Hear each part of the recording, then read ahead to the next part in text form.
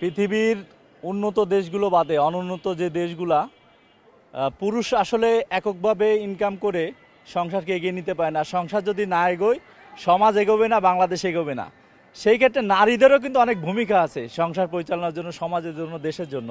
তো উনি যে কথাটা আসলে বলছে, এটা একটা দলের প্রধান হয়ে এ ধরনের কথা বলা কখনো ঠিক না। যেখানে বাংলাদেশে প্রায় 50% নাগরিক হচ্ছে ভোটার নাগরিক, বাংলাদেশে ভোটার 50% মহিলা, সেখানে ওনার এ ধরনের মন্তব্য আসলে কাম্য না। বাঙালি আসলে বোঝে, এখন সচেতন, তারা চায় নারীদের দমিয়ে রেখে আসলে ইসলাম কায়েম। ইসলাম তো নবীজি বলছে যে নারীদের ভূমিকা দিতে হবে, অগ্রাধিকার দিতে হবে।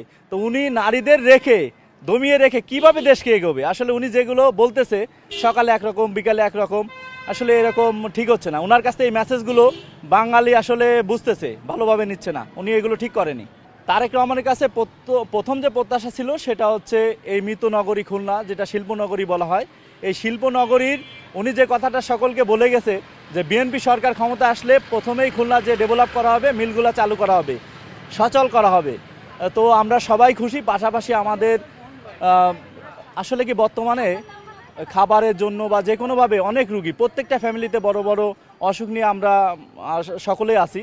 তো সে বলে গেছে যে একটি আধুনিক হাসপাতাল খুলনা তিনি দিবে। বকুল ভাইয়ের দাবি, জনগণের দাবি পূরণ করবে, এটা আমরা সকলেই খুশি। পাশাপাশি আমাদের যে তরুণ সমাজকে উনি এর মাধ্যমে তারপর হচ্ছে ফ্রিল্যান্সিং, শিক্ষা অর্থাৎ ডেভেলপের জন্য যে ব্যবস্থাগুলো আছে উনি নেবেন। আমাদের এই তরুণ সমাজ, আসলে বেকার সমাজ, সবাই খুশি। তারেক রহমানের কাছে আমরা আসলে অনেক খুশি তার কথায়।